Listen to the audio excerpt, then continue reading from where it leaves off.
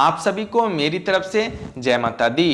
करवा चौथ का व्रत वैसे तो विवाहित महिलाओं के लिए होती है, यानी जिन महिलाओं की शादी हो जाती है और जिनके पति जीवित होते हैं उन्हें इस व्रत को करना चाहिए। ये बातें शास्त्रों में लिखित आई हैं। लेकिन ये करवा चौथ का व्रत आजकल भारतवर्ष में बहुत ही प्रचलित हो चुका है। ये व्रत आजकल जो है बिना शादीशुदा लड़कियां, यानी जिस लड़की की शादी अभी नहीं भी हुई है वो लड़कियां भी अब इस व्रत को कर रही हैं। तो इस बारे में शास्त्रों में क्या बातें लिखित आई हैं उसे मैं बताने का प्रयास करता हूं, क्योंकि YouTube पे कई सारे क्रिएटर लोग जो है अपना व्यू बढ़ाने के लिए, वॉच टाइम बढ़ाने के लिए कई सारे गलत जानकारियां आप सभी को दे रहे हैं और आपके इस व्रत को भंग करने का पूरा प्रयास कर रहे हैं।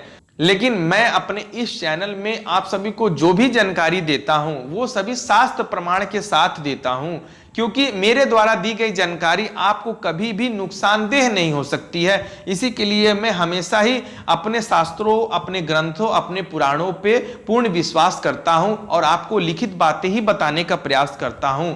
तो बिना देरी करते हुए जो शास्त्रों में लिखित है, यानी जो प्रमाण है हमारे पास, मैं उसे बताने का प्रयास करता हूं।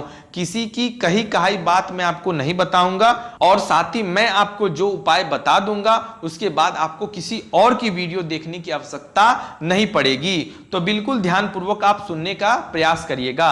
शास्त्रों में लिखित है कि जो कुंवारी लड़कियां करवा चौथ का व्रत कर रही हैं उन्हें निर्जल व्रत नहीं करना चाहिए। अविवाहित लड़कियां निराहार व्रत रख सकती हैं। मान्यता है कि निर्जल व्रत में पति के हाथों पानी पीकर व्रत का पारण किया जाता है, साथ ही उन्हें सरगी भी नहीं मिल पाती। ऐसे में शादी से पहले निर्जल व्रत करना उचित नहीं होता है। शास्त्रों में ऐसा प्रमाण है, शास्त्रों में ये बातें लिखित हैं कि अगर आपकी शादी नहीं हुई है यानी आपको निर्जल व्रत नहीं रहना चाहिए। आपको इस बात का विशेष ध्यान देना चाहिए, क्योंकि आपकी शादी नहीं हुई है, आपके साथ अभी पति नहीं है। ठीक है, आगे बढ़ते हैं और क्या बातें शास्त्रों में लिखित आई है। अब आगे बढ़ते हैं कि किसकी पूजा करनी चाहिए, शास्त्र क्या कहता है। करवा चौथ व्रत में कुंवारी लड़कियों को सिर्फ शंकर पार्वती की पूजा करें और व्रत की कथा सुने। अविवाहित लड़कियों के लिए चंद्रमा की पूजा नहीं का विधान नहीं है। यानी अगर आपको पूजा करना है तो आप माता पार्वती, आप प्रभु परमपिता परमेश्वर यानी भोलेनाथ की पूजा आप करें करवा चौथ के दौरान। लेकिन आप एक बात का ध्यान रखें कि आपको चांद को देख के व्रत नहीं खोलना है। आगे बढ़ते हैं।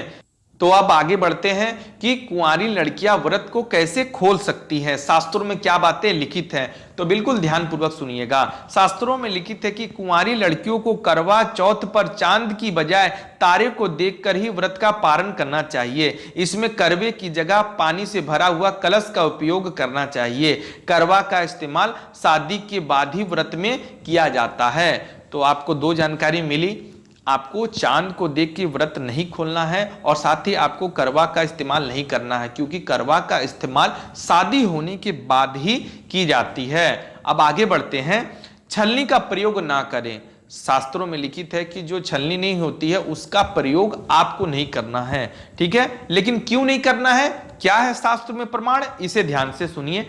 छलनी से चांद को देखने की परंपरा सिर्फ सुहागिन के लिए होती है, इसीलिए करवा चौथ पर कुंवारी लड़कियां छलनी का इस्तेमाल ना करें। यानी आप सभी की शादी जब तक नहीं हुई है तब तक आपको छलनी का प्रयोग करवा चौथ के दौरान नहीं करनी चाहिए, क्योंकि इसका हक यानी छलनी से चांद को देखने का हक केवल विवाहित महिलाओं के लिए होती है। यानी जिन महिलाओं की शादी हो जाती है, यानी शादीशुदा महिला छलनी का प्रयोग कर सकती हैं और साथ ही वो चांद को देख के अपना व्रत का पारण कर सकती हैं। तो इस बात का आपको विशेष ध्यान देना है।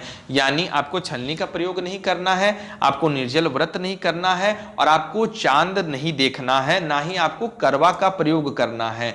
आपको क्या करना है, आपको शिव पार्वती का पूजन करना है। ठीक है, उसके बाद आपको चांद के बजाय आपको तारे को देख के व्रत खोलना है। आपको करवा की जगह आपको कलश से भरे हुए जल का प्रयोग करना है और साथ ही आपको छलनी का प्रयोग नहीं करना है। आप व्रत तो रह सकती हैं, लेकिन कुछ नियम है जिसका आपको पालन करना अति आवश्यक है।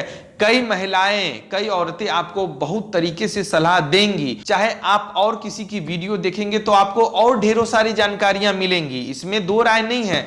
लेकिन मैं जो आप सभी को जानकारी देता हूं वो सारी चीजें शास्त्रों में लिखित आती हैं, ग्रंथों में लिखित आती है, यानी उसका प्रमाण होता है, तब मैं आपको वीडियो के माध्यम से बताने का प्रयास करता हूं। तो ये बात आप भली बात ही जान लीजिएगा कि मेरे द्वारा दी गई जानकारी शास्त्रों में लिखित है तो वो गलत कभी नहीं हो सकती है। तो मानना ना मानना आपके ऊपर है। लेकिन अगर आपको जानकारी पसंद आई हो तो चैनल को सब्सक्राइब जरूर करिएगा और एक लाइक जरूर करिएगा। धन्यवाद। जय माता दी।